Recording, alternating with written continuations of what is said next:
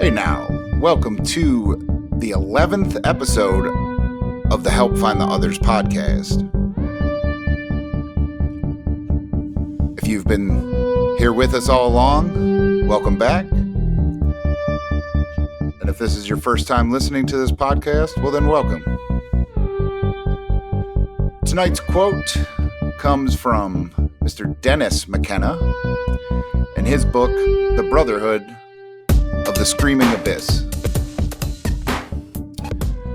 The teacher was blunt. If you do this procedure, it will happen. Build it and they will come. More precisely, build it and you will hold all of space, time in your hands. In the form of the stone, the philosopher's stone, singing to a mushroom while completely ripped on high doses of psilocybin boosted with harmine from the ayahuasca will make manifest the most miraculous object imaginable. So I chose that quote because of the experience that he's talking about in that chapter of his book. And he's referencing the experiment at La Carrera. So I had an experience last night that I wanted to talk about, and we don't have a guest tonight, so it's just Stahn and I. How you doing there, man? Good, man. Excited to do another one, just you and I. Yeah, for sure. So I don't know how much we've talked about it before, but do you know about the experiment at La Carrera with Dennis and Terrence? So yeah, I mean, we definitely brushed over it a little bit. I actually just mentioned to you that I trying to read Food of the Gods again.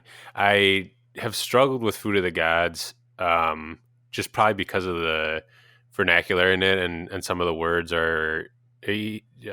Terrence's words are very, well thought out, and I find myself checking the dictionary half the time that I'm reading a sentence. But I actually have read the majority of The Screaming Abyss, and more importantly, and specifically to this topic, I have read the chapters where they detail their experience, the experiment there. Okay, cool. So, why I like that quote. Is because out of all the stuff that the McKennas talked about and all the stuff they experienced, one of their terms that stuck with me both from Food of the Gods and from Brotherhood of the Screaming Abyss was their idea of vegetable television.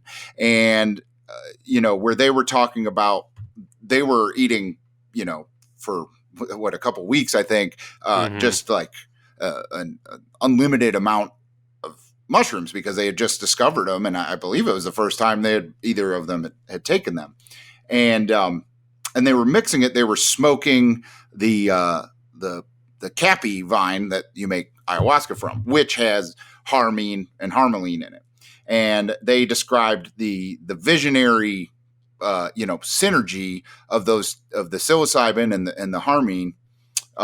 And they described that as vegetable television. And I thought that was very cool. Like I just, their description of it was pretty cool.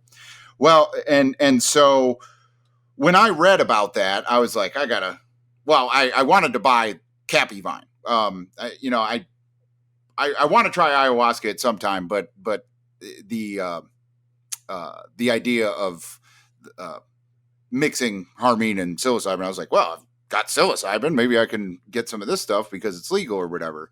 And then so I started reading about it, and I found out that Syrian Rue, which I've talked about before as well, actually has a higher concentration of harmine or harmaline in it. And so that's, I started reading about that and everything, and decided, to buy that because you can get it on eBay and Etsy and, all these different places that you could buy all these plant medicines.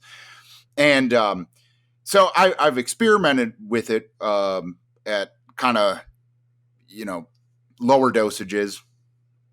And, because I'm always a dip my toes in the water first kind of thing. So I've taken 1 gram, 2 grams. I've taken it with mushrooms, without mushrooms, and I've noticed some potentiation or whatever, but nothing that I would have considered vegetable television. So with like looking on Facebook and other discussion threads about dosages of Syrian Rue to take. I've come across several people that are like, the magic starts at 3 grams, and I've seen some people say to take as much as 5 grams, and so I,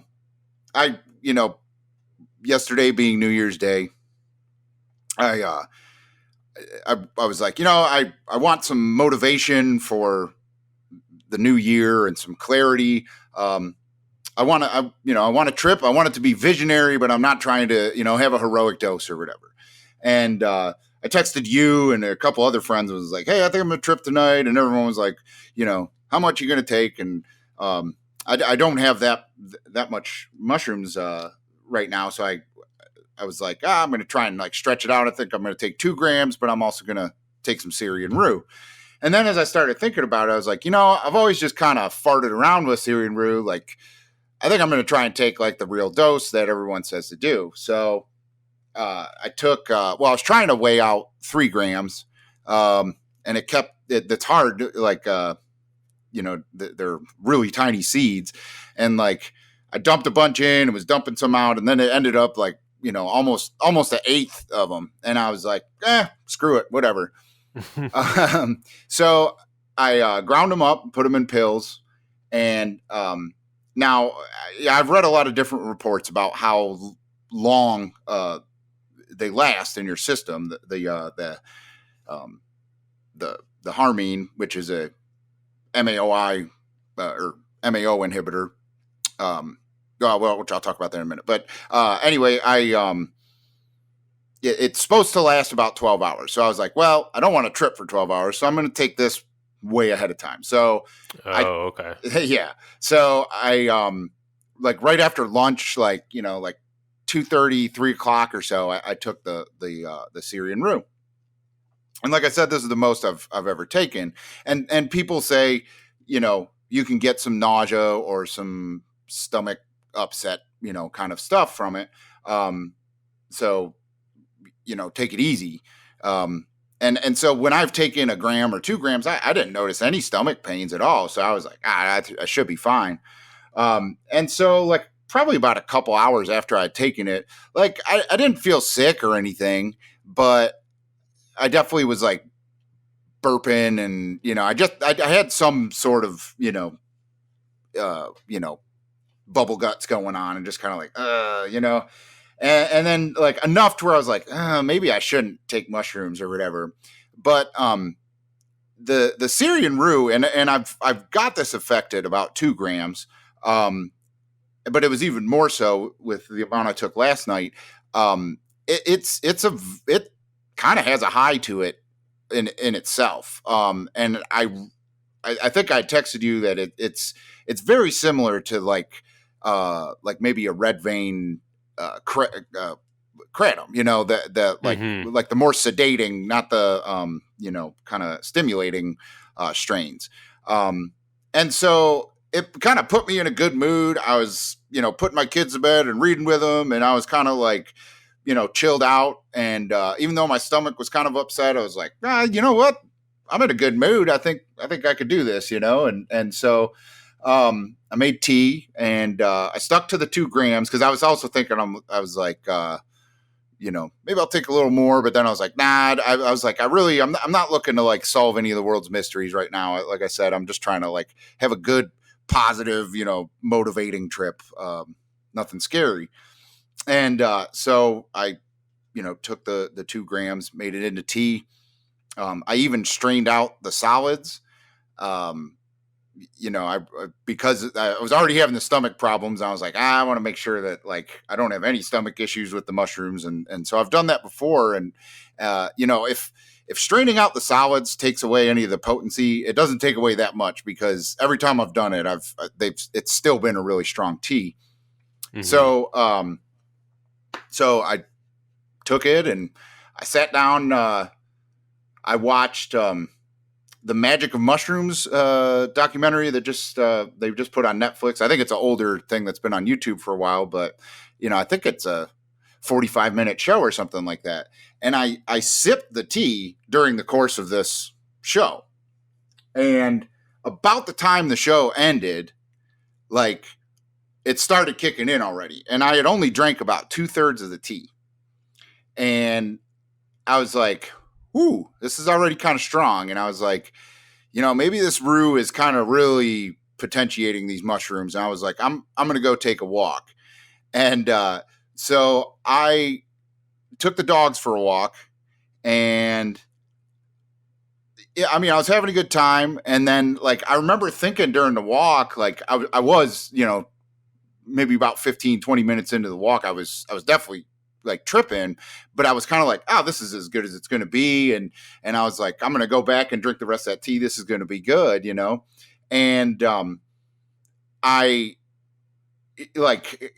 decided to go a little further and then turn around in this cul-de-sac, and about half the way home, like it just like boom, just like hit me like, that kind of ton of bricks feeling.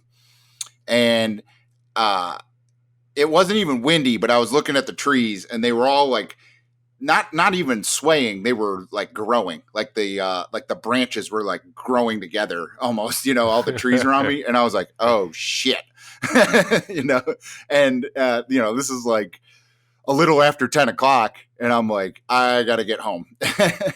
And so I'm walking my one dog who walks really good, but then I also, I've got a new puppy.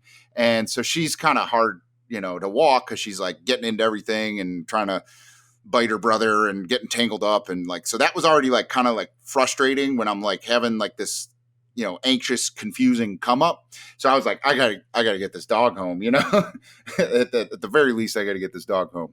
And so I made it back home, and I put her in her crate because like she's, into like biting and jumping around and all that. And I was like, I just couldn't handle that. And I went back downstairs in my little like tripping nest I had made. And I had incense lit and like I was ready to like chill, I got like an eye shade with Bluetooth headphones built into it. And I was just going to like sit back and put those on and listen to music. And music was like really messing with me. So I was like, okay, well, I'm not going to do music. I'm going to just do Silent Darkness or whatever.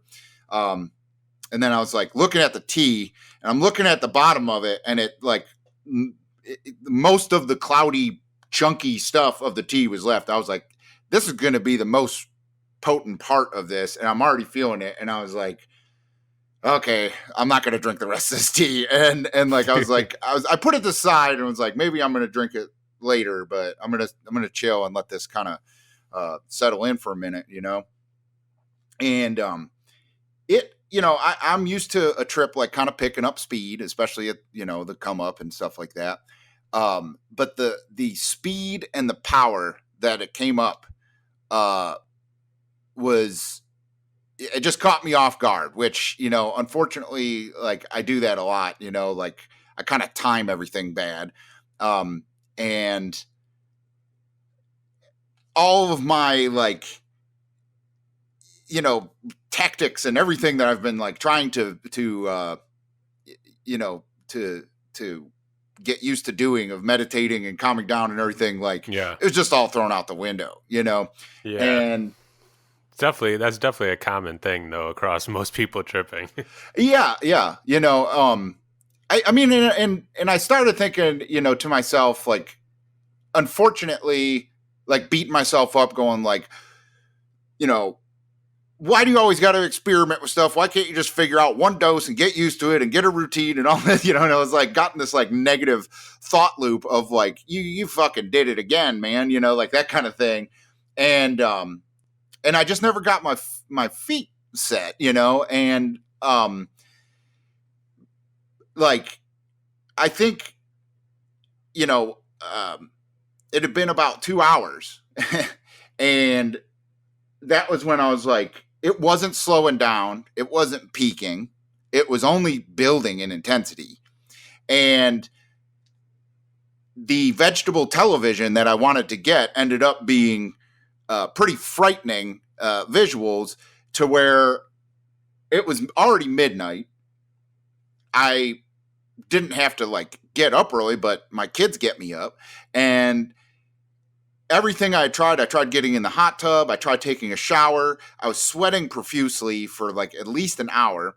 Um, and I thought I was going to throw up. I never threw up, and I didn't try to make myself throw up. I was trying to fight that. And I don't know if maybe I should have tried to throw up. That was maybe one thing. Like I would have felt better if I just would have thrown up.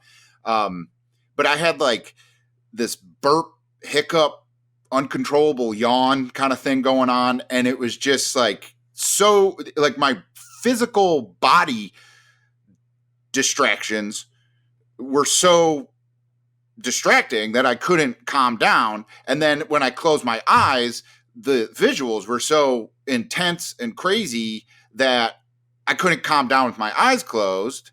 And so it was just like this, 2 hours of like fighting anxiety, to where, I was like trying to pump myself up, like, you got this, you got this, you got this. And then after like finally looking at the clock and realizing how long I'd been fighting it, like I just pussed out and pulled the ripcord and took a Xanax.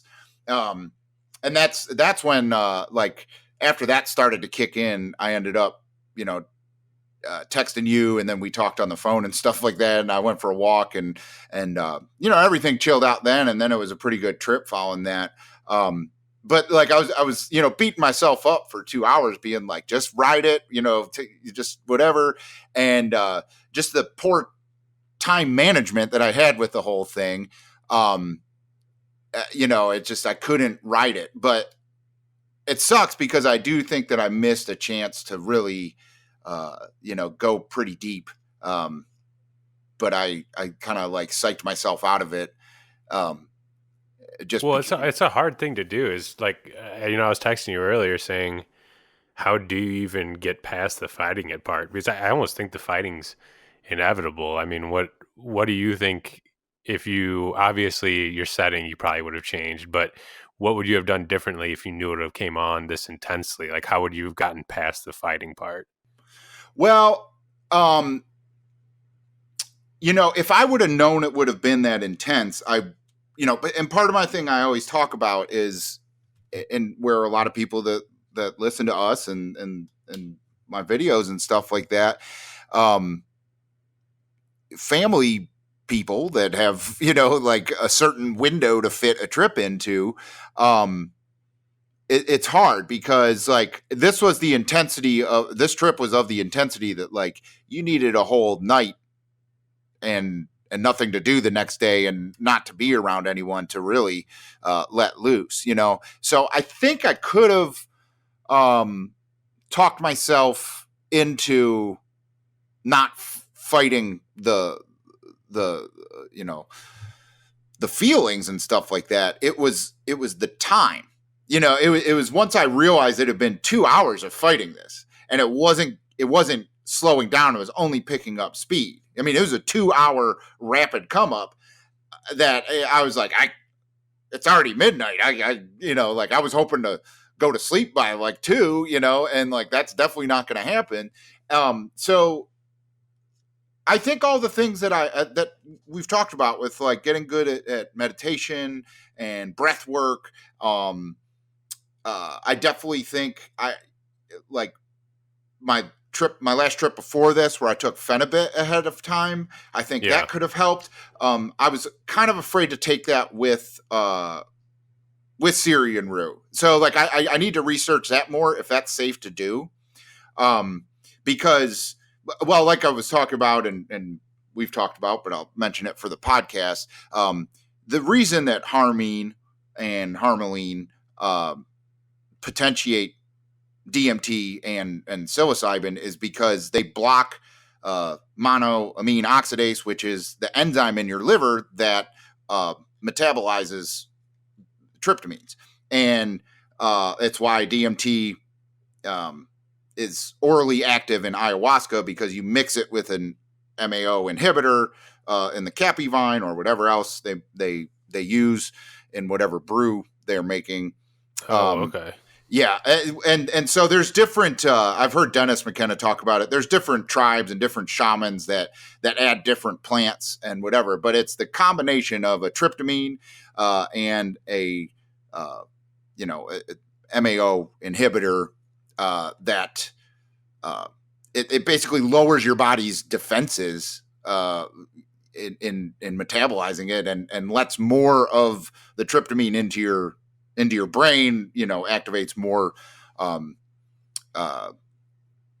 more of your receptors. It makes it last longer because your body won't get rid of it. It's like it just keeps going and recycling the receptors until the MAO inhibitor kind of runs out. You're tripping, and so that was the thing, is like, I knew that if it is a 12-hour duration of Syrian Rue's effects, I was like, I took this at like 3 or 4, like, I'm not even going to start coming down until 3 or 4. And I was like, and it's probably just going to ramp up until then. And that was why I was like, fuck, I got to pull the ripcord on this one. Like, I was like disappointed in myself, but I was like, I think if I would have known it was going to be that strong, I could have waited or planned it out different. Like I could have went to my parents' place. They're out of town right now. Like, I could have just went and stayed there, just something else, because I can't let go when I know, like, my kids are upstairs, and like, anyone who's a parent knows, like, I mean, crazy shit happens with kids. Like, you could be, just sitting there, and all of a sudden your kid just walks in the room and throws up on the floor like that. Like, that shit just fucking happens, like, it's, and so, like, I always have to, like, kind of think that happens. There's so many times where I've been tripping, like, by myself and not even a high dose, and just thought I heard something and, like, run upstairs and, like, look at everyone sleeping in bed and be like, oh, okay, all right, and it might have just been the dog walking around or whatever. But I've always got that, 1 foot in the parent world, which makes it hard to, fully delve into the machine elf world, Mm-hmm. No, definitely.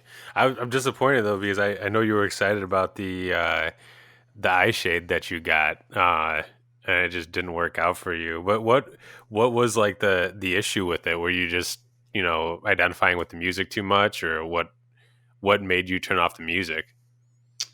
Well, so I couldn't, like, I don't know. It's weird because the Syrian Rue definitely potentiated the visuals, but it didn't increase the auditory, alterations. Like, that was pretty much the same that I would expect from 2 grams. Like, maybe a couple little weird things here or there. Like, when I was walking, there was an owl hooting, which I've never heard in my neighborhood. I'm not saying that it wasn't there, but like, I was like, what is that? An owl? Like, what the fuck? Like, kind of thing. That was about the weirdest, like, auditory, thing I had. But the music was just like, it was too intense. I couldn't find something chill enough. Like, I mean, I was just listening to the Grateful Dead, and then, like, I was trying to listen to Pink Floyd, and it was just, I was, like, really into, like, the lyrics of Pink Floyd, and then I was, like, that was like kind of, that was scaring me more than the visuals, was like the emotions like that the music was bringing up. Yeah. And then so I did wear the eye shade though. Like I was trying that for a while, you know, and but what and then I was sweating so profusely that I was like, I got to get in the hot tub, like, because that's what I was like. I was trying to like think, you know, okay, I've prepared for this. How do I calm myself down? I'm like, all right, you've meditated and gone really deep in a float tank. You can't go in a float tank right now, but you can recreate that in the hot tub. So I went in the hot tub, and that did calm me down. I think it made me sweat more actually, but it was like okay because I was in the hot tub. But it felt and it's one reason I definitely want to get a weighted blanket, because the kind of the pressure of the water, I felt like kind of calmed down a lot of my like you know, negative body feelings I was having, you know, like just kind of like achiness maybe and body load. So like that was good, but then like the visuals, I kept like kind of thinking I was going to drown or something like that, because I kept kind of, I was like maybe possibly about to black out too, because I was like trying to close my eyes, and but like I kept like my head would like dip down. I was like super relaxed actually, even though I was like internally not, but like the water did relax my body, and like my face kept hitting the water, and I was worried I was going to ruin the eye shade, so I took it off when because I did have the eye shade on in the hot tub, but then I was like, I'm gonna fuck this thing up, and I took it off. And then I was like, you know what, I'm gonna turn I had the lights off in the hot tub, but then I turned them on, and then that was actually pretty cool. That was probably the most intense part of the visuals, because even though I had my eyes closed, the external light like coming through my eyes like kind of ramped up the visuals even more. And it was it was very circusy, like everything people talk about, like jesters and clowns, and like I felt like I was under this like geometric like big top kind of circus tent kind of thing. But whenever I would try to focus on any of the faces, they would melt, and then they would stick out their tongue, and the tongue would turn into a snake and slither away. Oh, wow. Yeah, it was pretty crazy. Now, the one thing that I will say though is that at no time did I feel that I was encountering an entity with any sort of you know, intelligence trying to tell me anything. I didn't feel like I was in this place. I felt like I was observing it.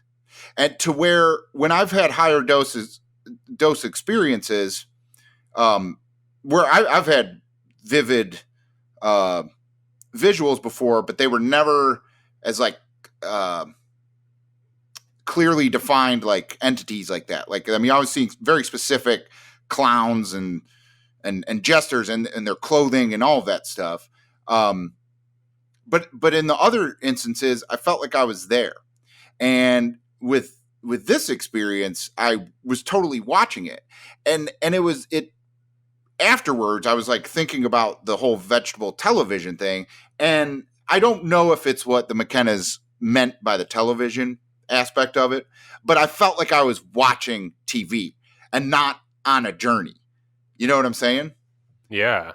Yeah. Like which one do you think is, I shouldn't say better, but which one do you think is more like profound for the trip? Was it when you were in it or when you were just watching it? Well, when I was in it, I wanted to leave. You know, okay. you know, Yeah. like it was like I was like, I'm not ready to be here, basically, is kind of what I've had before. To where this one, I was like, it was cool, but then I was like, what does this mean? Like, I was like, almost wanted to just change the channel. Like, I was like trying to control the visuals, Yeah. which I've been able to do before.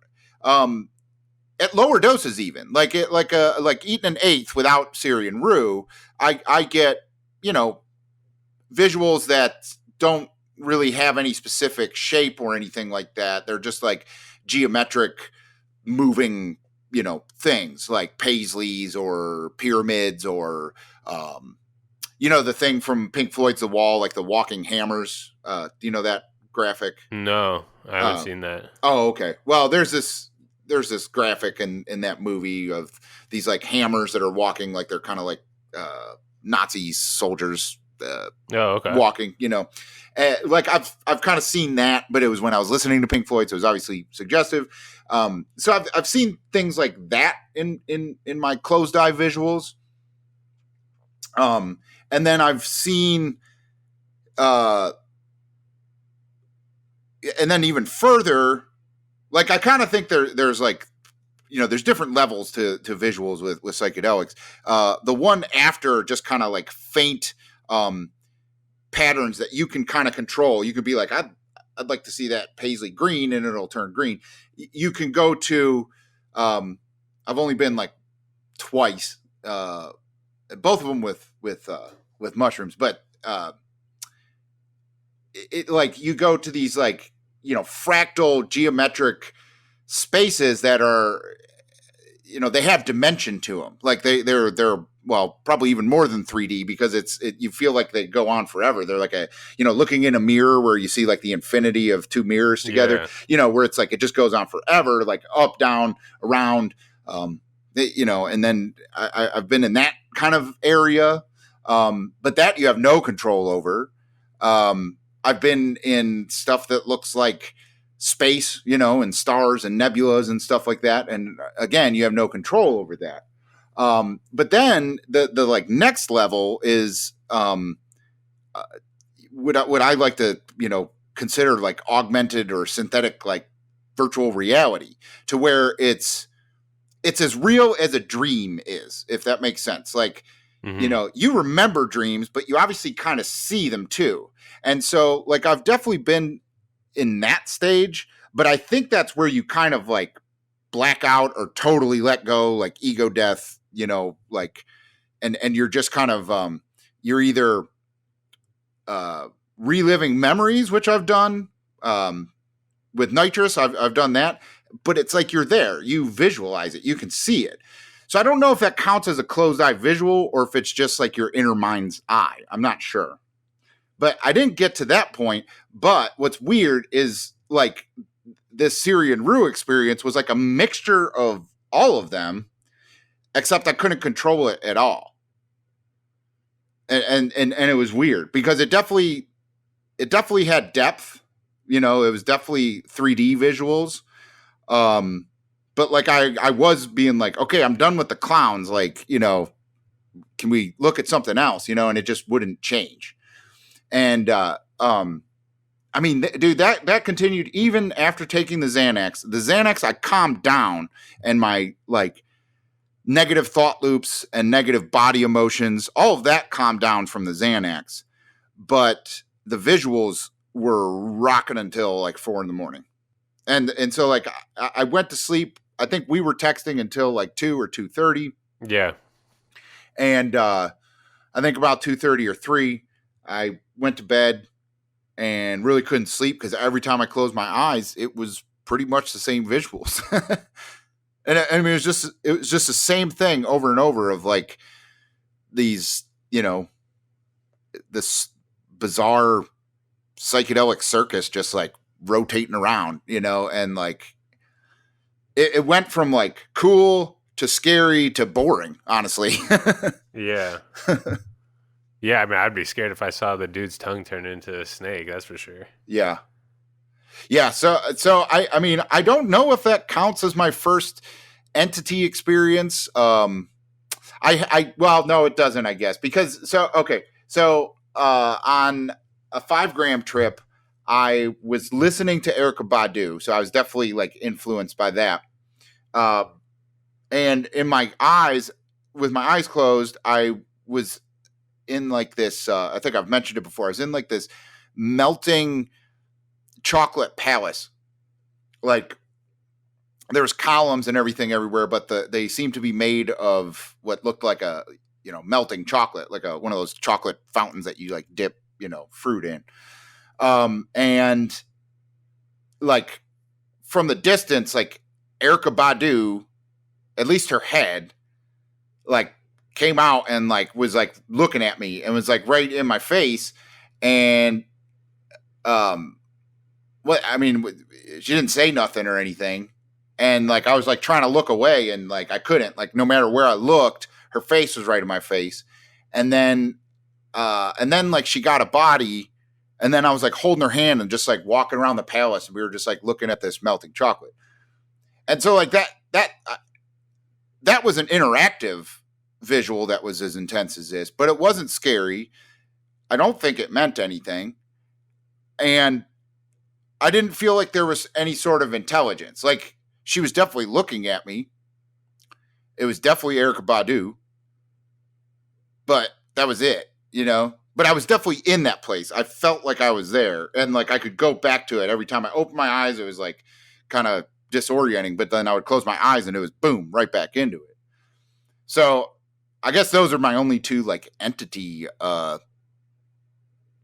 encounters to date. And you know, I mean, I don't know. Like, I don't know if I'm describing it differently or if I wasn't as impressed as other people are that have entity um, encounters. You know, people I've talked to or other YouTube videos I've watched, you know, they get told very profound things from the entities they encounter, you know, and it seems to really, you know, change their outlook on things. And I can't say that either of those experiences did that for me at all, really, you know.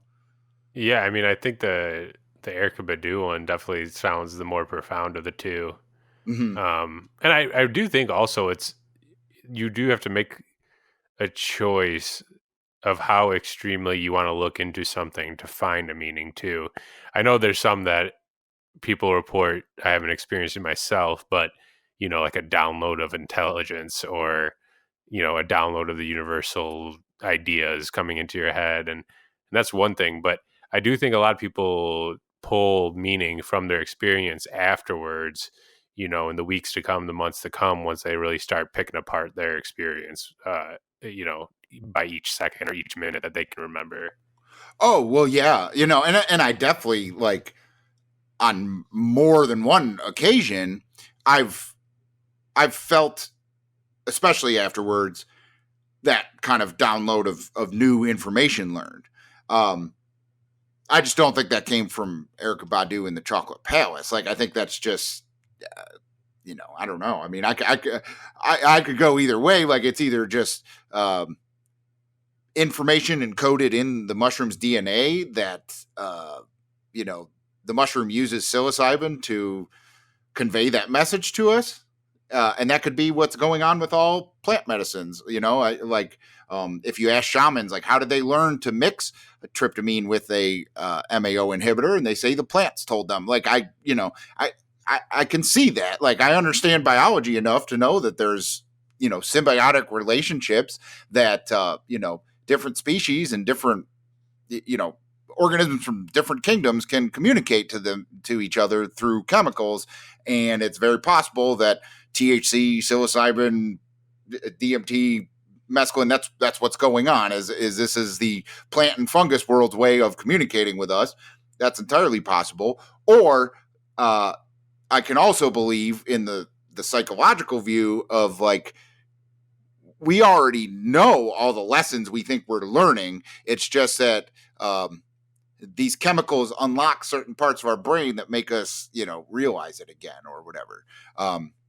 You know, I mean, I guess that's the ultimate, you know, discussion topic that this whole podcast and channel is based on for me personally, honestly. But you know, there's also no answer to it. So Yeah, and that's the thing is, and there's also the look of when you're looking at these experiences, you can also take the view of throwing out all the definitives and the science and the psychological. I mean, I know you have to consider some of the psychological because it's happening within, but you know, you could throw it all out and kind of make your own descriptions and uh, ideas about the topic and the experience entirely, not even based on anything that we know yeah, currently. You yeah, know? yeah.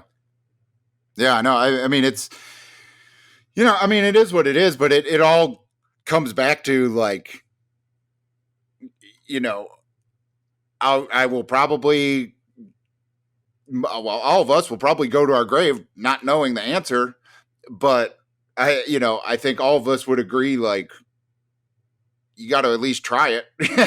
Like I think that's what talking about all this stuff is about. Is like, I don't know why when you take a certain amount of mushrooms and listen to Erykah Badu, you can close your eyes and you're walking around in a chocolate palace with her. I don't know why, but you should try it. It's pretty cool, like it can be scary, it can be challenging, but it's also, there's no other way you're going to have that experience, um, like that was definitely um, one of the biggest lessons I learned from last night is, um, I may not have the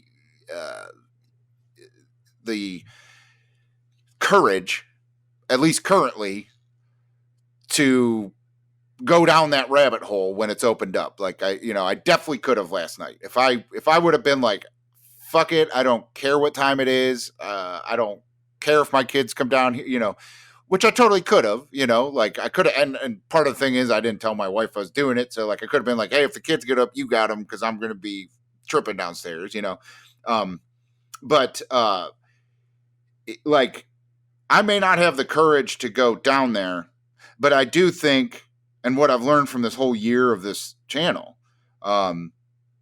is that I definitely do think I have it in me to be, a motivating factor for other people that do have the ability to do that, to take that plunge, and to get whatever benefits they can get from that. And so like after I stopped beating myself up about being a pussy and taking Xanax, that's kind of the realization I came to, was like, like it's all good. I'm glad I'm having this experience. But I think what I'm learning from all of it is like, I'm not ready, or possibly never will be ready to, take that plunge and dive off the cliff, and I think that's okay. I think that's a good realization for people to have. It's one reason, it's one reason I really hate the high dose crowd that just rips on everyone for, taking it easy with their dosages and stuff like that, is because like, I think there's some people that should probably never do anything other than microdose. And there's some people that probably should be the shamans and the deep explorers that really find out what the answers are with this shit, but unfortunately the people that do that don't really seem to want to talk about it, or can't, like what's the most common thing? Like, if I told you, you wouldn't even believe it, or whatever, like that's what it always is. And it's like, there's part of me, because I do feel that I have, a good ability to tell these stories and to explain what I saw, and to recollect my thoughts and like really understand what was going on. I think if I did take that plunge, like I could describe it very well, like Terrence does, and all these other people that have wrote books about it and given talks and stuff like that, and done more than just comment on Reddit and whatever. Like I think like I could describe it well, but unfortunately I can't get there yet. So yeah. Well, yeah, and I mean, even with what you said earlier about, knowing that your kids are upstairs, or all the obstacles that were in the way of you taking the leap. I mean, those are all teaching parts too, teaching you what to do next time, so that when the moment arises, you can maybe take the jump. Yeah. Now, I definitely, like I said, I didn't have as much fear. Like my 5 gram trip, the first video that I did, that I definitely had fear, and fear of the substance. I definitely was like, oh shit, this is trying to scare me. I even heard like the robot voice in the music say like, um, we're not, um, we're not going to hurt you, but we need to scare you. Like I even heard that in the music I was listening to. And I got like very specific fear. This, I wasn't afraid of the actual substance. And I think that was actually the Rue. Like the Rue was kind of like a little more peaceful than psilocybin is to me for some reason. And I've heard people say that that psilocybin is the journey, but that harmaline is the guide. I don't know where I saw that quote, but there's someone that I saw write about harmaline that said that, and that they kind of work together to, you know, kind of guide your spirit through this experience. And I did kind of feel that, like I was afraid I was going to throw up. I was afraid that I felt like shit, but I wasn't afraid that like something was going to scare me or that one of these clowns in my vision was going to hurt me. Like I wasn't afraid of that. And I would say that was the harming. So if I do plan it out, to have time to myself to where time doesn't matter and I can trip for 12 hours, who cares? I definitely think I would explore this dosage again. I would take a little less Syrian Rue, maybe like 2.5 grams, like split the difference of what I've done before, just because of the stomach problems. I think I could eat a little better. I think that you know, I could just kind of prepare my body a little better to not feel as bad. But still, like 2 grams of cubensis mushrooms, and these weren't supposed to be, you know, very potent. I think they were PES Hawaiian, and another person who took them said that they took an 1/8, and they felt like that they wanted to go to Alaska to chase a bunch of wolves. So, like, I guess that's pretty potent, but not like anyone. You know, I've heard of other batches from people I know that sounded more potent than the ones I just took. But the 2 grams, and then like, yeah, like I said, like 2.5 grams of Syrian Rue. I really think that dosage, at least for me, could get down any wormhole I wanted to go in the inner space and explore whatever I wanted to. As long as I went into it knowing like time doesn't matter, you know, because that was the problem. I was afraid of time. I wasn't afraid of the substance. And so I think the Syrian Rue really helped me with that, to not be afraid. Which I've noticed before too. Like, so when I first bought Syrian Rue was probably about 2 years ago. And I went through a period where I was tripping way too much, and I was getting really weird. And I thought that this one batch of this one strain that I had gotten a hold of, from a buddy, that strain didn't like me for some reason. And that every time I took it, the mushroom was like trying to scare me or trick me or whatever. And I just got really weird, and I was like, I guess I'm done doing mushrooms, you know, until there's another batch around or whatever. I like, this strain doesn't like me or whatever. And then like I didn't trip for a while. And then I was like reading about Syrian Rue. I read about that thing about that it's the guide and stuff like that. And I took 1 gram and then like 1 gram of mushrooms. And I like had this like welcome back kind of moment with mushrooms where I was like, oh, awesome. Okay. So I felt like the Syrian Rue was like fighting off the trickster spirits of the mushrooms or whatever. Like, I don't know. I had all sorts of weird ideas about mushroom spirits at the time, but I've last night wasn't the first time I felt that the Rue was kind of protective almost. So I definitely, I mean, I like, even though like the first 2 hours of the trip last night sucked, I think I definitely would approach the exact same thing again. You know, like I said, just a little less Rue, but Yeah.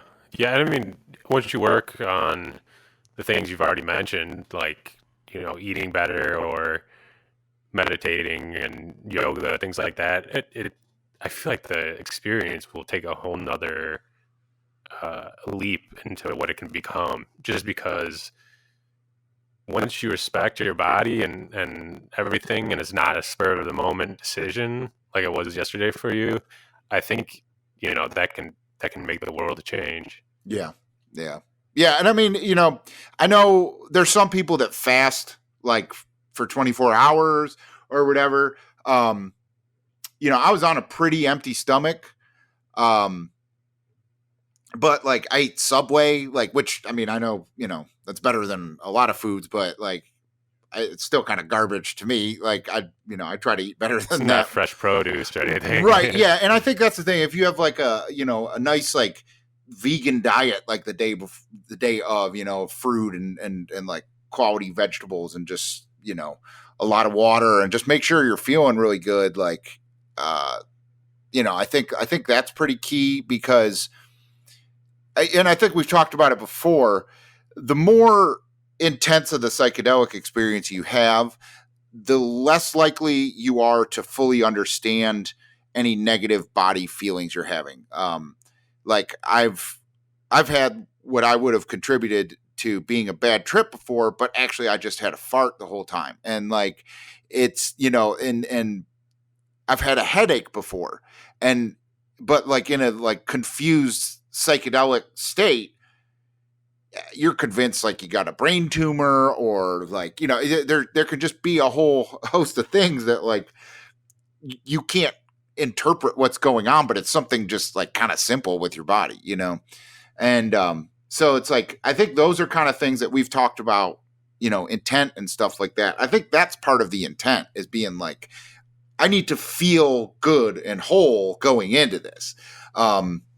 And like there's been times where I've kind of meditated before I even take the mushrooms, or at least during the come up, and like that's really huge as to like getting set for it. And like I definitely didn't do that last night. It was like rushing to get my kids to sleep while I'm brewing the tea and like doing all this stuff. And I was like, all right, they're asleep, sweet, I'm gonna watch this movie and drink this tea, and like that was it. So like it wasn't that good a preparation. And while I should know better, it's still, I'll keep doing it wrong so that I can tell people how to do it right, I guess. Yeah. Well, I mean, that's what I'm trying to do with my upcoming experience. Is I'm looking 2, 3, potentially 6 months out, probably more around 2 to 3 months, to prepare myself. Just because, I mean, I haven't been in that space for a while, on that level. I've done microdosing and things like that, but you can't compare the two necessarily. Um, but A, because of that, and then B, just because of like, truth be told, I'm just like frightened about it, and you never know what will show its head, and you never know what emotions will come up, what memories will be brought up, and I really do think with this will be my first time doing it completely alone. Um, that I have to prepare myself as much as I can. And, I just started working out today. Um, Hopefully that'll continue. I don't think I'll be comfortable with taking it if these things don't continue. I don't think I'll allow myself to take it otherwise, just because there's just so much, there's so many things that can take a negative turn if you aren't queued up and you aren't teed up to being the best person that you can be in that moment. And that's really what I'm frightened about. Yeah. Well, and you said you were going to plan to take it during the day too, right? Yeah. Yeah.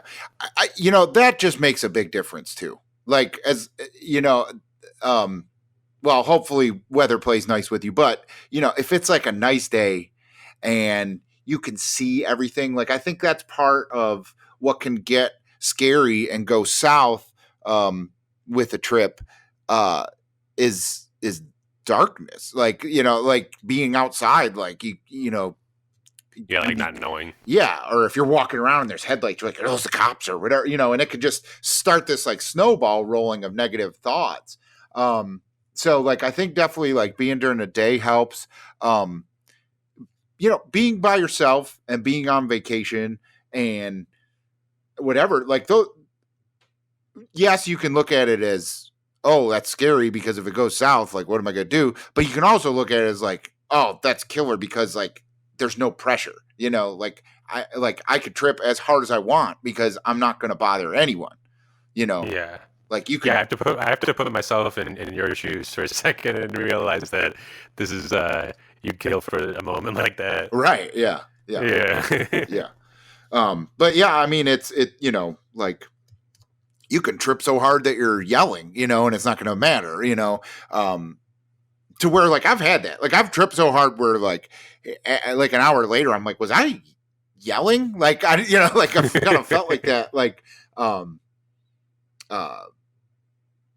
I've been, like I tried to do like humming and stuff like that. And I'm pretty sure it just came out like, but, yeah. And I definitely, I forgot when you were asking like um, how did you calm yourself down?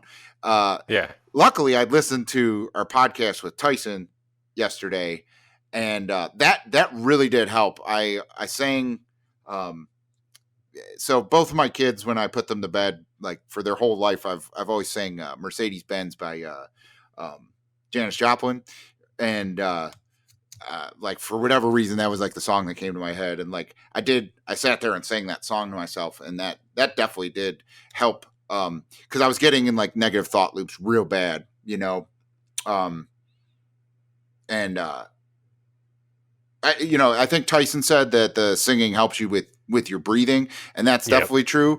But I think it just helps. It distracts your brain when your brain's like going like, oh, what about this? What about this? Oh, no, well, it's this and this, and you're like in these loops. Once you start singing and trying to remember lyrics, that takes you out of that loop. And so that definitely helped last night. That's one piece of advice that we've gone over that I definitely agree and would recommend to people if you're having a bad time, to sing. And Yeah, or even humming. I mean, for me, it was like my brain became the auditorium of where I was listening to the music. It was incredible. yeah, and it's interesting in the Brotherhood of the Screaming Abyss, like actually a little bit further along in the quote that I read at the start. Um, that was one of the things they were talking about, is that your brain turns into this like electron spinning resonance machine, and that's the noise that like people hear, during blast off of like a DMT or ayahuasca trip, like the mechanical hum. They said that that's the electrons actually spinning around. Now there's no science to that. This was their like, this was apparently the message that they got from the universe during the experiment. But they said that the humming, when you can harmonize with that resonance, that is actually the key to like manifesting the Philosopher's Stone and stuff like that. And so I think that's where they first kind of like experimented with humming and stuff like that. And, maybe the information they got from the universe is right, but I think there's also the science to it of like, just kind of calming your brain down and controlling your breathing and just kind of refocusing, your consciousness on something other than whatever's driving you mad, Hmm. Yeah, and I mean, I think just as you experience music on these altered states, you're creating that, So it's definitely just something special to like beyond just the breathing and the distraction. It's just like, whoa, like this isn't just me talking, I don't know, it sounds good and you're creating something that sounds good. So to me, it's more profound than just listening to music. Yeah. Yeah. And yeah, it's funny, like how I was talking about negative thought loops. I wanted to talk about one of them I was having, where I think it was after the first hour of like fighting whatever. Um, I've mentioned it before, but I got a little, Hunter Thompson in me, not maybe to the excess, but like I love Fear and Loathing in Las Vegas. That's like one of my favorite books, one of my favorite movies. I can quote it all night long. And the whole like, suitcase full of multicolored galaxies of uppers, downers, screamers, and like I'm kind of that person. Like I like mixing drugs. I like finding out the different things. And I had already been beating myself up for like, why can't you just find one dose and one thing and just stick with it and get a routine and just trip like a normal person? Why do you always have to try these different things or whatever, And so after beating myself up for that, I got in this negative thought loop of like, oh, my stomach hurts, I should take Pepto. I was like, I should take like an antacid or something like that. And I was like, I don't know where those are, because I was in the basement, and I was like, well, I could take well, I could smoke weed because that'll stop nausea. But then I was like, oh, but if I smoke weed, then I'll really take off on this rocket ship. Because that was the other thing. I didn't smoke weed like I normally do or whatever. I was like, once I knew how strong it was going to be, I was like, I'm not going to smoke weed. And then so I was like going back and forth like, but if I smoke weed, then I won't be nauseous. But if I smoke weed, then and I was like going back and forth. I couldn't get out of that goddamn thought loop of whether I should smoke weed or not. And I don't know how long that went on. And then this other thought came in of, well, you should take kratom. And then I was like, oh, but I don't know how that works with Syrian Rue. Oh, but well, I should take it anyway. Oh no, but I was like arguing with myself over what other drugs to take. Like, and for a while, probably, I mean, I don't know, maybe half an hour. I was in this negative thought loop of what other drugs to take and what interactions there would be.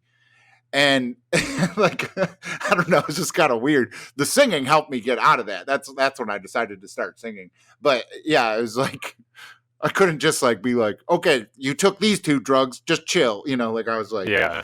Yeah. Well, you ended up smoking too, right? Well, I mean, I ended up smoking, like maybe around like 2:00 in the morning. I mean, it's like, yeah, 4 hours in, Oh, okay. like kind of towards the end. And I had already chilled out from the Xanax and stuff like that. And that was great. Like I kind of always like smoking at the end of a trip. I know people really follow the Terrence McKenna method of like, as soon as you start feeling it come on, just blaze like crazy. And I get it. I understand it. But like weed makes me like anxious anyway. Like, I kind of, I guess for the new year, maybe like, I think I'm just going to be like a weekend warrior with weed and like not smoke at all during the week.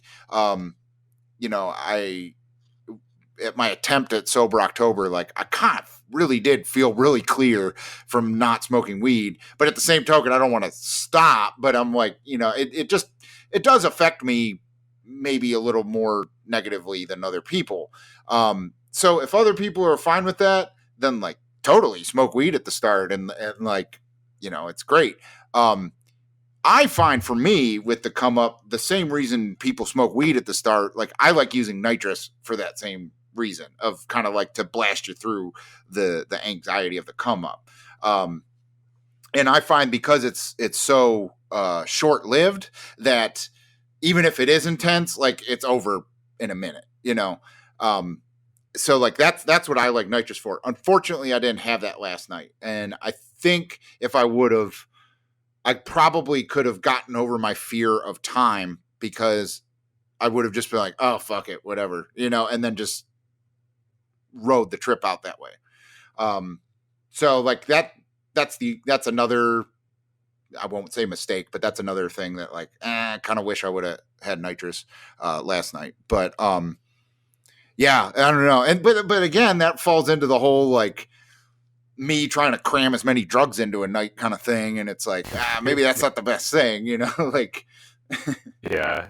I mean, I have the same reaction with weed. Like I pretty much the only time I'll smoke is, at night before bed, or if I'm by myself and, I'm trying to get shit done and I just need a little boost or something like that. But it makes my mind race too much to throw it on top of something else that's making my mind race, Yeah. So, Yeah. But actually what you said about being the weekend warrior with the smoking, have you read Be Here Now by Ram Dass? Oh, yeah.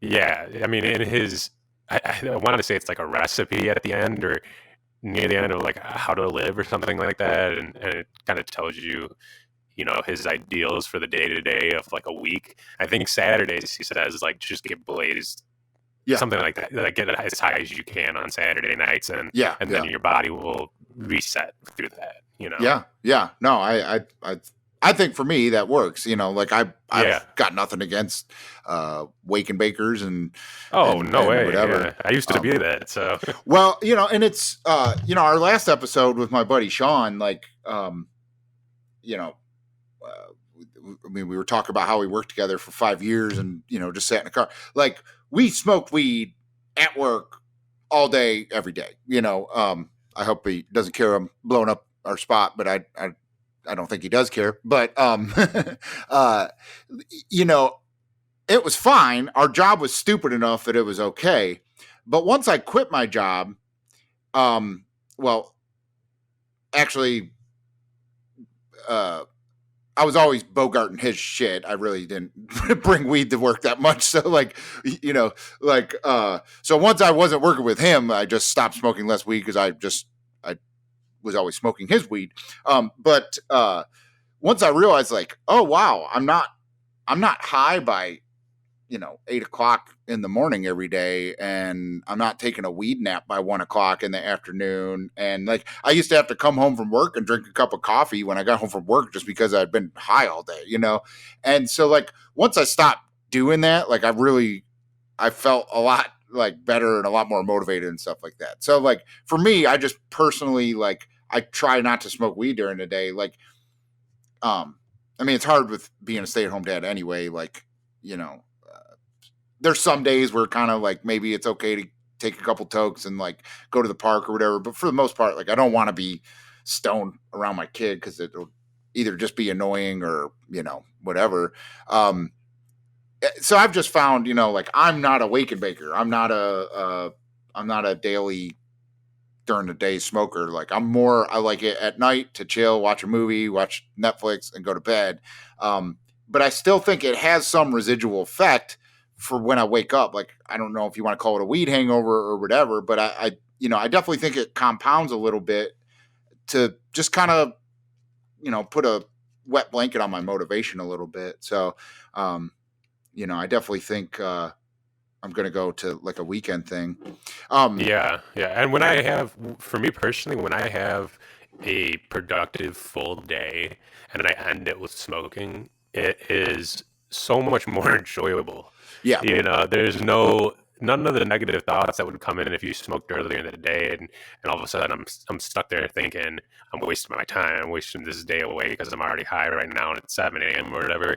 It'll be 10 p.m. and I'll be high and I'll be thinking back at everything I did today. I'll feel like, I just killed it. So yeah. It's just different. Yeah. I've also found too, if I wait till nighttime to get high for the first time of the day, I'm a lot more creative during that high. Like, I'll go play guitar and like come up with cool riffs and stuff like that. To where if I've been smoking all day and then I smoke weed and go try to play guitar, I'm just kind of like, whatever, So like, I think it's good to kind of like, check out what that side of your brain's doing at the end of the day and not all day long, but again, everyone's different. But I never thought about that though. Like, it is definitely true in my case as well. At least as far as I can think back, where I would wait the whole day and smoke at night, and I would be in my recent, maybe like past few months experiences with smoking. I would say like the majority of them, would start out with me either watching TV or watching sports or something, and it would always end by me making music, which is awesome. I honestly never even noticed that it had that effect, but that's great. Yeah. Well, and not even making music, like listening to music. Your first high of the day, like listening to music, is like, you're like, oh, this song's awesome. But if you've been high all day, you're just like, yeah, music's whatever, or it's just kind of normal. One thing, to get back to mixing weed with mushrooms, have you ever like mixed edibles with mushrooms? Because I find I get a lot less anxiety with edibles than with vaping or smoking. So I have not tried that. I agree though with your assessment of it, of less anxiety.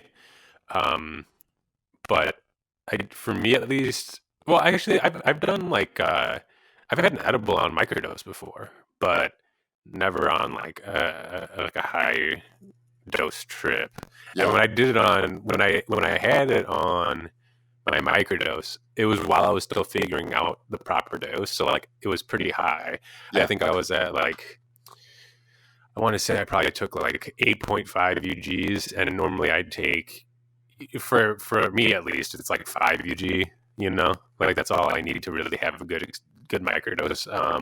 So I was still at the higher dosage, and I just remember when I took the edible, when it like was kicking in, it was like I don't know, it brought on the feeling of like it was like a therapeutic feeling of like rejuvenation. It was incredible, but it wasn't something I would want to experience every day, you know. But it was definitely like a healing feeling. It was pretty cool, but you know, I definitely probably couldn't dabble with an edible in a high dose psychedelic experience, at least not yet. Yeah.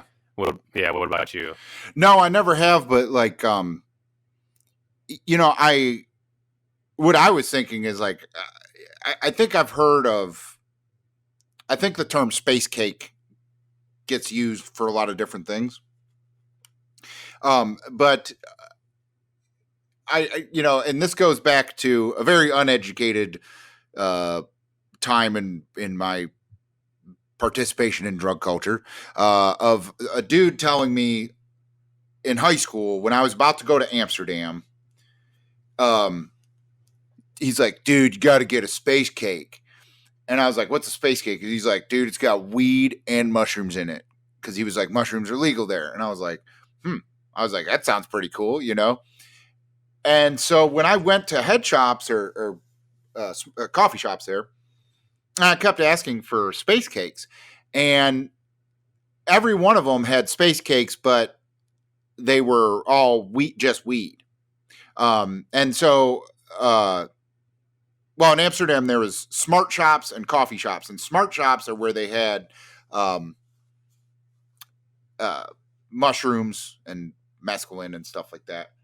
And so they were like, no, there's just weed in this, you know. And I was like, oh, okay, you know. And then I didn't buy one, and I went to a smart shop, and I was like, hey, do you guys got space cakes? And they were like, no, you got to go to a coffee shop. And I was like, well, someone told me that space cakes have mushrooms and weed in it. He's like, I've never heard of that. They just have weed in them. They're like, we have mushrooms though, and then you could go get a space cake and eat them at the same time. I was like, you're right. I could do that, but I kind of wanted a space cake or whatever. And then I was like, oh, you guys got peyote? I'll take peyote. You know, I didn't even get mushrooms, but yeah, I like that idea of possibly, you know, taking, baking some sort of edible that has cannabis and mushrooms in it. And I wonder how that would be. I don't know if I'd ever do it, but that is one thing with cannabis and mushrooms that I think I'll, mess with at some point is the mixture of that. I mean, I'll obviously start slow. Yeah, You know, I'm sure it'd help alleviate any of the body load though, just because of the body high of an edible. yeah, yeah. And I think you mentioned that about kratom too, to help body Yeah, load. And like again, it was that thought loop I got in. I really did want to take kratom last night, but I talked myself out of it. And I need to research MAO inhibition and its effect on kratom and phenibut. Like I need to research that more, because I think kratom and phenibut would really help with my anxiety. Not saying that other people need to mess with mixing psilocybin or psychedelics and those two drugs, but I think I need to. But I would also like to experiment with the Rue more. But I do think I need something to help the anxiety that doesn't kill the trip, and that's the problem. Is the Xanax is a great emergency valve, and that's the one thing I wanted to mention too. Is like I pussed out, but I recommend that everyone have in case of emergency, if you're going to try a potentially deep trip that could go south, you want to have a Xanax or a Valium on hand, because it really it sucks because it takes 20-30 minutes to work, and that's an eternity when you're in the middle of a bad trip. But it helps knowing like, okay, this is going to end at pretty soon. Anytime now, this is going to get better. This is going to get better. And I think that even helps you a little bit. You know, there might be a little bit of a temporary placebo effect with just taking the Xanax. Um, but I mean, how would you compare the Xanax, Syrian Rue, and Phenibut, you know, individually um, with the psychedelic experience? with the psychedelic experience, Yeah. Well, so Xanax is very, very just deadening. Like, I mean, it really just, yeah, it just stops like emotions, you know.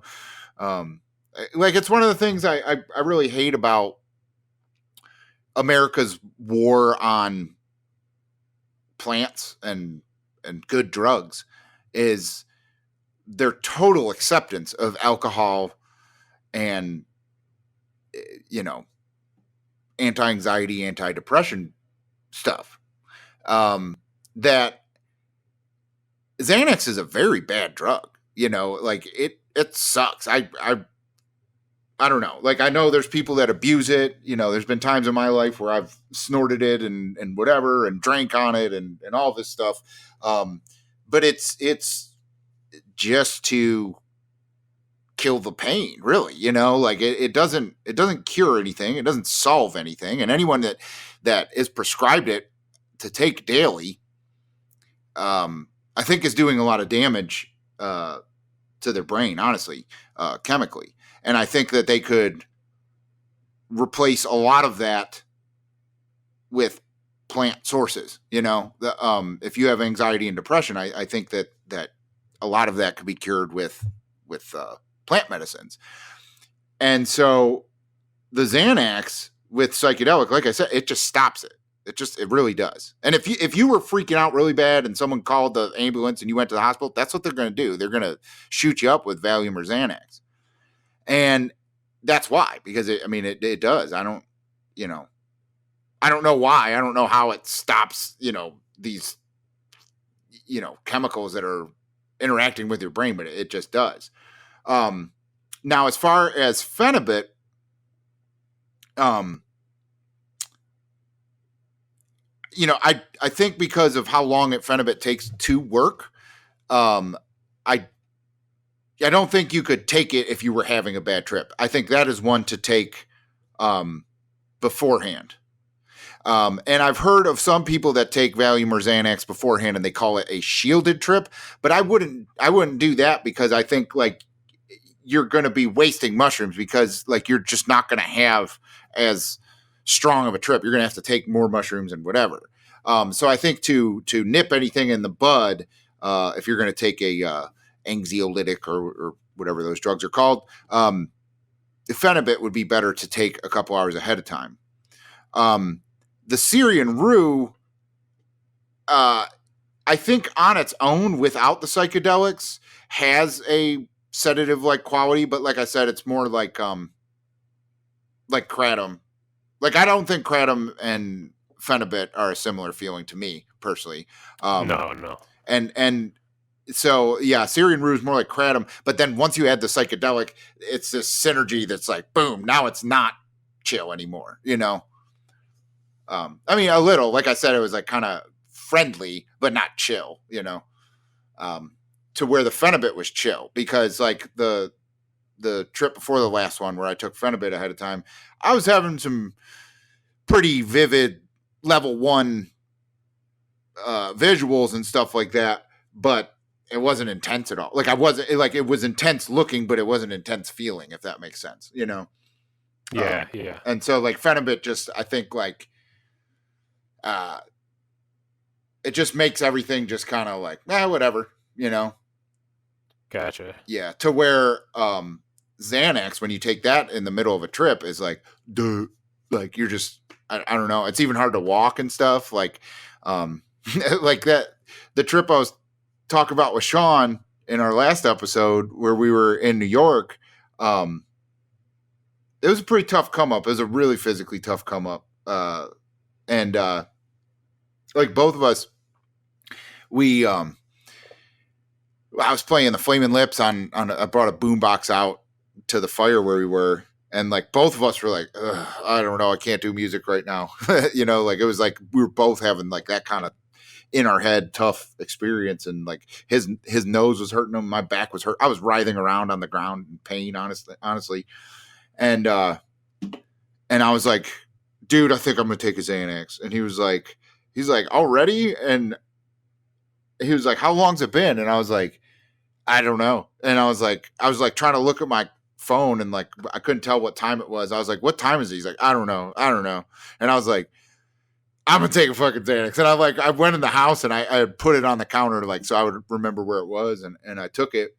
And then I went back and I was laying down, and then it was probably 5 minutes, but it felt like it was an hour, because I mean, like the sun hadn't even gone down yet. And I was like, I got to take the other Xanax. And he's like, what? And I was like, it's not working. And he's like, it hasn't been that long. And I was like, well, it only took half. And he's like, wait, what? You only took half the pill? And I was like, yeah, I'm just going to take the other half. And he was like, okay, I think that's fine if you just take the other half. And like, so he was, so like, I ended up taking 1 milligram, which is, I mean, it's pretty, that I know some people take like 3 milligrams or prescribe 3 milligrams, but the ones that I have are 1 milligram, and I usually take half of one, and that's enough to just like basically ruin my day if I take it. So, but I took, twice what is a lot for me. And so the trip was fun or whatever, but seriously, like he was like dragging me along every time we walked somewhere. Like I was so slow, and like my property in New York, there's like kind of two parts to it, and one, you have to walk down this hill to this pond, and it's amazing, it's beautiful, but then walking back up is like this kind of like steady slow incline. And he was like, this is great, and like walking, and I'm like crawling up this hill. And like it wasn't the mushrooms, it was the Xanax. Like it just fucking like just like slows you down. And so it does the trick, and that's why I recommend to have it on hand. Whether you're trip sitting or taking a trip yourself, I recommend to have it on hand, because if you get in that state where you're like, I need help, that's what professional help is going to give you, So like you might as well have it on hand if you can, But it's a ripcord that ruins the ride for sure. Yeah. Well, you said you were still getting visuals even after that, though, right? Oh yeah, but the mental, it just like dulls you out. Yeah, I attribute that to the Rue though. That was the visionary nature of the Rue. If I hadn't taken the Rue, and when I've taken Xanax before with just difficult trips, it just stops all of it. Yeah. So there's something with the Rue and the closed eyes visuals, to bring it back to the vegetable television. There's something with the visuals that it didn't stop it. It stopped the mental, physical stress that I was going under, that was causing, but like the Rue caused me to have some stomach problems, but the sweating and yawning and burping and or hiccups, I mean, I believe that is all like stress induced, like physical stuff. And so the Xanax like stopped that, because it stopped the stress I was under. I was putting myself under the negative thought loops and all of that. So yeah, that's, I don't know. Like I said, I'm saying that I pussed out, but it's not a pussy move to like be like, I'm done feeling like this. None of the tactics to calm myself down are working. I'm pulling the ripcord. I'm going to try this again some other time. And so that's kind of how I view Xanax. And like, I kind of always have it around just because of that. And that's the only time I take it, I take it, I've taken it 4 times in the last 5 years, probably, so. Yeah. I'm for me, from my trip, I just, I'm still trying to figure out what my recipe is going to be. But I'm definitely, just because of my own like passion for it, for the substance, I'm seriously considering kratom beforehand, and then as soon as I figure out whether or not I'm going to do that, once I spend more time thinking about it, I'm going to try to figure out certain strains that I'll bring with me. Just with their reaction to the psychedelic, I'll have each strain set out in front of me so that if a certain thing comes up, I can take a certain strain. I think that would be really helpful, um, as well as beforehand. I think it'll help ease into the headspace that it brings on.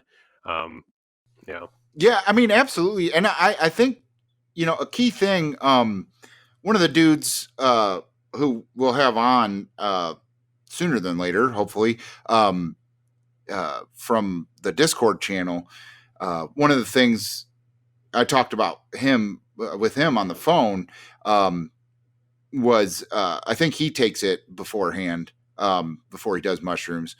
And what he was talking about that I didn't think about is that mushrooms are working on your serotonin system, and that kratom works on your dopamine system, and that releasing or pumping out some dopamine right before you're about to have a serotonin rush, I think would be pretty beneficial. Like, I think that would really, kind of keep all the negative stress away, and and to not have it be too stimulating to where, like, all of a sudden it's like super intense. Like, you wouldn't want to do a line of coke and then blast off on mushrooms. I mean, some people might want to, but I wouldn't want to. Or I read about someone that did a bunch of Adderall while they were on mushrooms, and like they ended up like climbing like up to the top of this like mountain in California and stuff like that, just because they're like, oh god, they're like, I'm walking up that hill, or whatever, and like, they just got this crazy, insane energy that people couldn't talk them out of doing something. But I don't think kratom is that stimulating, but it's still the dopamine rush, and would keep the fear away. yeah. Um, Well, and also I think that making sure I don't take an all white blend, or right. Yeah. making sure I find something in the middle, whether it be a green or yellow or something where it's not like a cup of coffee. Yeah. Right. Exactly. Yeah. Again, I wish I would have tried it last night, but I really talked myself out of it. But I think it really would help. I haven't done enough research with that.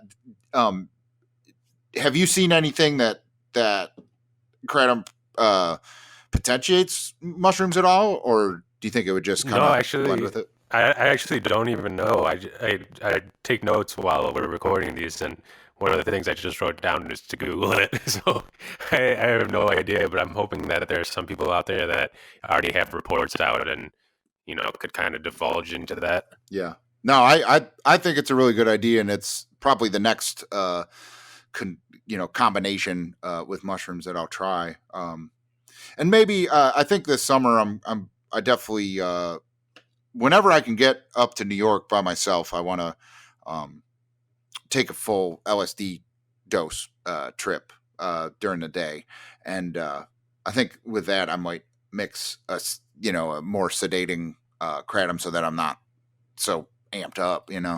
Um, but yeah, that's definitely well, that's one thing I wanted to talk about with you too, about what I've come to find. I've kind of stopped microdosing because I kind of feel that kratom has been doing for me what I set out to do with microdosing.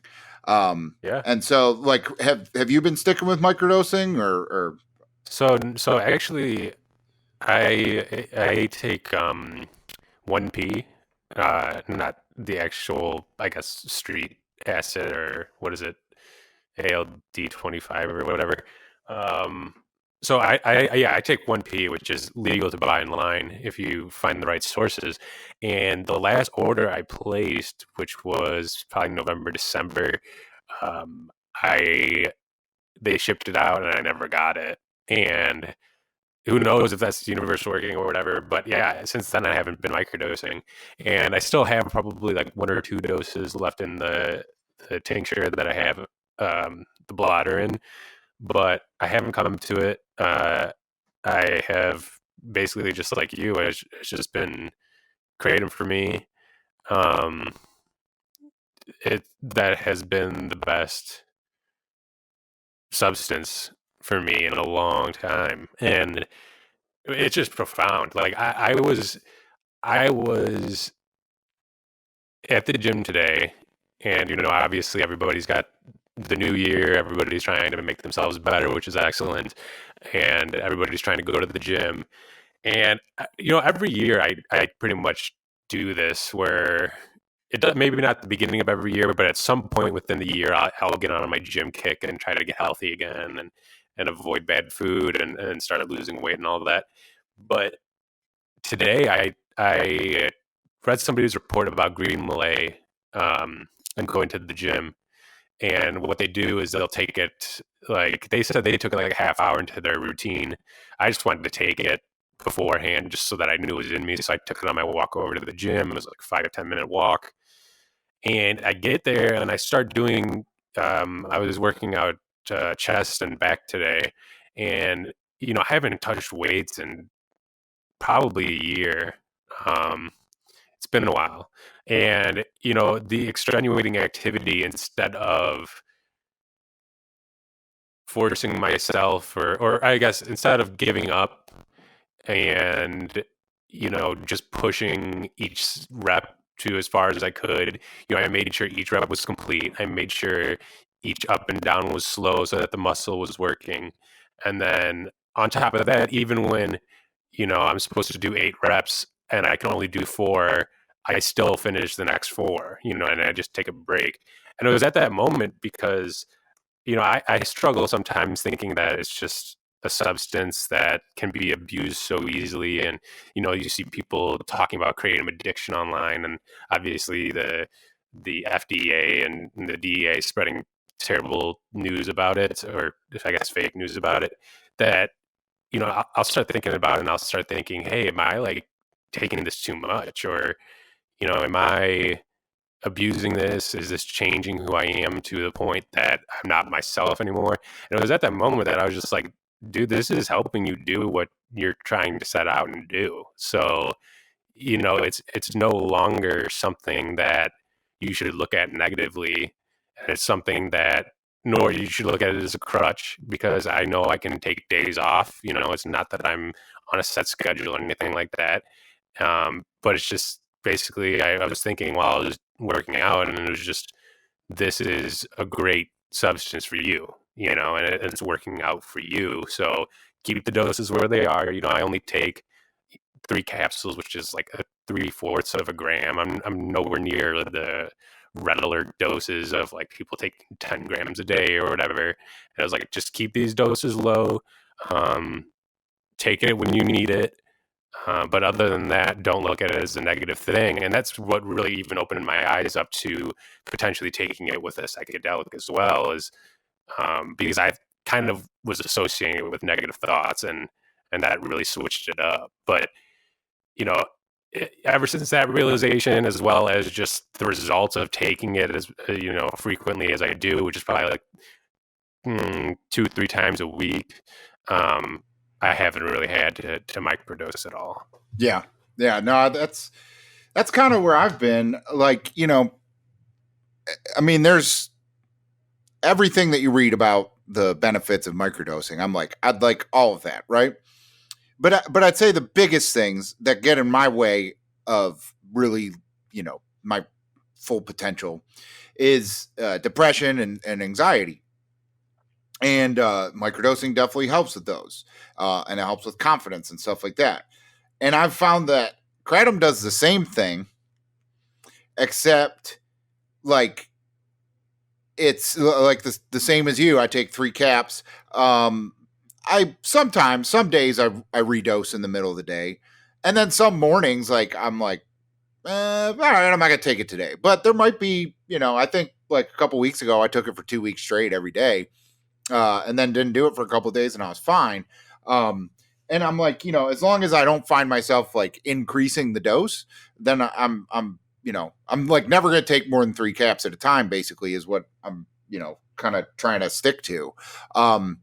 And then what I've found, like the past month, there's been about 2, maybe 3 days where I didn't take kratom, and then I was like, I'm gonna microdose, and I actually took, I have a bunch of stones that I dried out, sclerotia, and I powdered all that up, and I have that in pills, and I don't even have it weighed out. So I took 2 caps of whatever I put. I didn't weigh it out. They're not even because I didn't even put them in the pill packing thing. I just hand packed them. So every pill is a different weight. Um, so I don't know, what the dosage is of that microdose. Um, they've been a little heavier than what I would consider a microdose if I was going to be doing like a strict uh, 1 day on 2 day off regimen. But I specifically picked the days where like the weather was going to be good, the kids were going to be good, we had something to do. Like I specifically was like, this is going to be a good microdose day, and I don't take the kratom, and I have a really good micro dose day, to where like I'm not tripping or whatever. The thing I've noticed is like I'm super creative flow state on those days. So that's definitely different from the kratom for sure.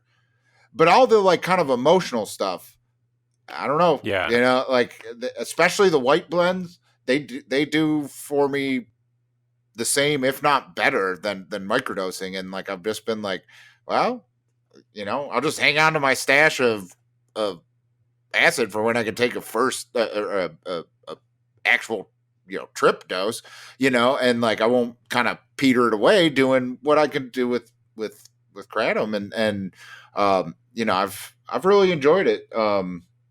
And yeah, like it is in the back of my mind, like you were saying about how you can get into the substance abuse with it, but you also gotta think that the people that are talking about doing 10 grams at a time or 10 grams a day or whatever, they're all coming from the opioid abuse world anyway, like they were already going to abuse this substance, so yeah, I'm not trying to get high off of it. There's been a couple times where I've taken too much and been like, well, this is pretty good, but like that's not what I'm trying to feel like to go to the gym or to do whatever, Yeah. So Yeah, yeah, and I definitely see the flow state being better on microdose days. yeah, I yeah, entirely agree with that. Um, it can almost kind of make you feel a little bit robotic.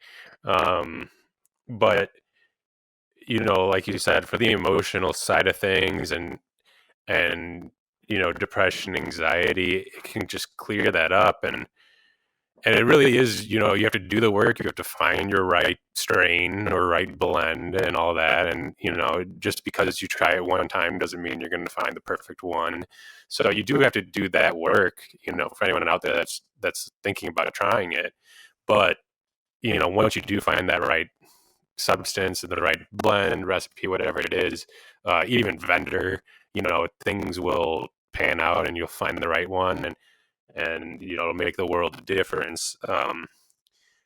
Yeah, 2 years ago, actually, just around this time was when I did my first, the first five grams Silent Darkness, and I will forever remember the first, um, like 2 to 4 months after that experience being, some of my most happiest and like stressless months, and granted some of that's the afterglow, but it was just like a reworking of my mind to view my depression and anxiety as, something separate as who I am. And, that's just something that you put yourself into. And, I've recently found the strain Yellow Borneo, and it's given me, little 4 or 5 hour glimpses back to that state to where it might not, the flow state might not be there, but the start part, like the ignition switch side of a microdose will still be there, where I won't second guess a decision about what I'm doing that day, and I'll just get to it. And for me, the hardest part is starting any project. So, that's like, even like I said, even today working out, I took it and boom, I'm like, I'm just going to go to the gym. Yeah. The whole day I was second guessing it. And then all of a sudden, nope, I'm going. And I don't know. To me, that's just phenomenal. Like, I can't state how great that is for me individually. Yeah. Oh, I know. I mean, it's funny. Like my wife, when I'm talking about like, oh, I'm trying this and this and this, and I think this is good for that. She's always like, what? She thinks it's kind of crazy. And whenever like she's complaining about something, I'll be like, well, try this, and she's like, oh, come on, doctor, or whatever, like she's, like, this is crazy. Well, so she, because I've found that if I'm having like a little bit of cold symptoms, maybe not like a full on flu, but just kind of runny nose, sinus headache, like I mean, kratom just blasts that away.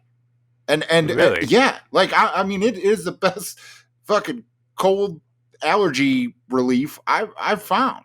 And the other day, like she's like, I just can't. She's like, should I take Tylenol cold or Benadryl? What do you think I should take? I'm like, my nose is runny, blah blah blah. And we were like about to go somewhere, and I was like, I don't know. I'd take some green kratom, and like I had a blend, and she was like, what? And I was like, will you try it? And she's like, whatever, and took it. And then like we went and we're doing whatever, and we were like on the way home, and I was like, so your cold symptoms went away, didn't they? And she's like, oh yeah. She like didn't even realize that she felt fine. And so like I've kind of used it like that too, and I think that day kind of opened her eye to like, yeah, that's pretty good, like I don't think she would take it every day or anything like that, but I imagine there will be some days coming up where she asks me for some. Mm-hmm. Yeah, I mean, shit. My girlfriend currently is in that mode, so I might have to go give her some. Yeah, I mean, I really think it helped. Uh, the other thing I got my wife to try, she was just having a bad day, didn't feel motivated to do anything, was upset with everyone, and she was like, and this was after the kratom day, and she was like, what do you got? What can you give me? Like, that's how she said. And I was like, what do you mean? She's like, I need something. I don't know. And I was like, hold on.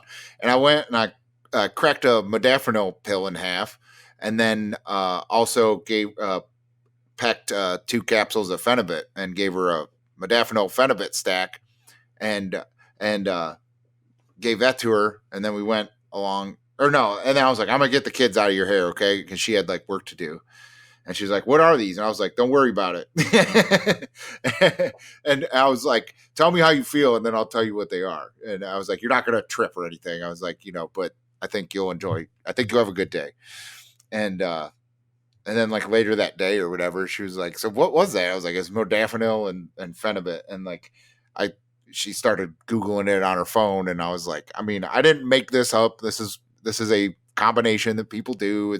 I started talking about nootropics and all of that, and it goes over her head. She doesn't really care, but she was like, I had an awesome day. She's like, I got a lot of work done, and I got more steps in like than I've had in a month. And she was like, and I didn't eat a bunch of junk. And she was like, that's pretty good. And I was like, yeah. I was like, unfortunately, I don't trust both of these drugs enough to say like, hey, you can take it every day. But I was like, I do think when you need a little like rocket boost kind of day, when you wake up on the wrong side of the bed and you got stuff to do and you don't feel like it, like that's a good combination of those 2 drugs. Now, it falls out of my realm of like thinking that plant medicines are the cure for what ails you, but I do think those things are good for an occasional kind of, like I said, a rocket boost to just kind of get the most out of your day. Yeah, yeah. I mean, you pass some along some modafinil along my way, and that was my first time experiencing it. And as somebody that's was prescribed Vyvanse for 2 years of my life, and have that experience in the back of my mind, and know the feeling pretty intimately. It was great. Yeah. Yeah. And it's definitely not something that you, like you said, that you do every day. Addiction with that, I'm sure, is very, very high, or I'm sure it's easy to fall along into addiction with that. But whenever you just need a little mix up, it's like, turn to one of these things, and it'll give you that new perspective that can give you the next, that can allow you to take the next step towards living better, or doing whatever you need to do. Yeah, and it's not as invasive, I feel like, as Adderall and Vyvanse and stuff. It's especially, like I said, I take half a pill, and it's it's just kind of there.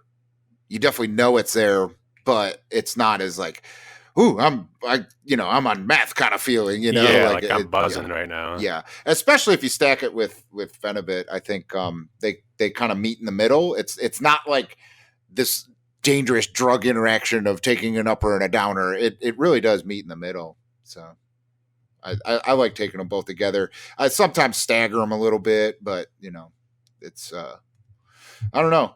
Yeah, that's kind of what my daily regimen has been the past couple months, and what I hope to continue to kind of get the best out of myself with Yeah. all those things for the new year, and I'm looking forward to everything we got coming down the pike with podcast and channel, and I know on the 17th it's the anniversary of all this crap. Hell yeah, man. And I'm definitely I'm glad we did this podcast tonight, just me and you, because I'm definitely uh,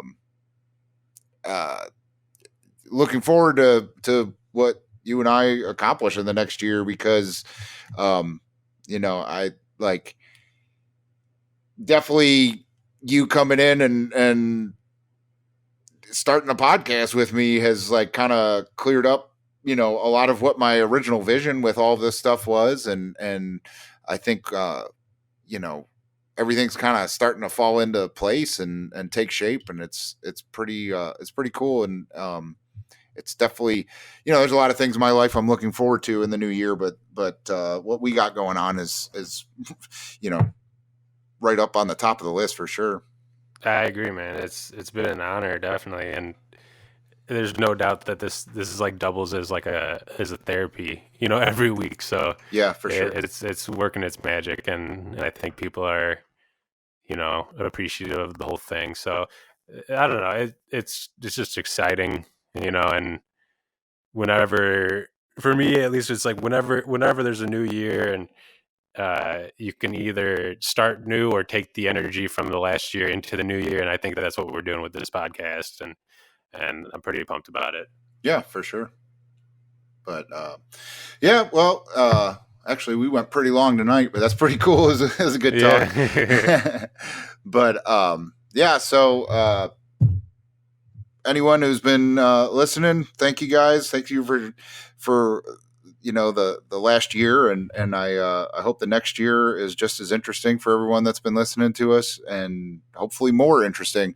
We're trying to continue to hone our craft here, and do a better job, and we're learning just as much as we're trying to help other people learn. So thanks for sticking with us, and definitely tell a friend, and in the next year tell a friend, and tell them to tell a friend, and let's keep this growing, because it's been pretty awesome. So yeah, but until next time, keep paying attention to any YouTube videos I put out. I'm going to try and do that more, because I know I've gotten a lot of emails that people like the podcast, but they miss videos. So I'm going to try and do that more. I've talked, with Stahn, and we might I might do some where they're like edited together. I don't want to get too fancy, but I might, do some editing, and, so that it doesn't take me as long to make the videos and stuff like that, where I have to do a bunch of takes and everything. So keep an eye out for more videos. Join us on the Discord channel or server. There's a handful of us on there that have some pretty good chats and share some pretty cool stuff. We are dabbling with the idea of having like some Google Hangout kind of stuff, or conference calls. So keep an eye out for once we figure out what we're going to do there. I think we had talked about too doing a dual Live stream. like split screen live stream on YouTube to celebrate the anniversary. So that should be coming up in a little bit. Although by the time this comes out, that might have already happened. But anyway, thank you guys. Happy New Year. And thanks for helping find the others.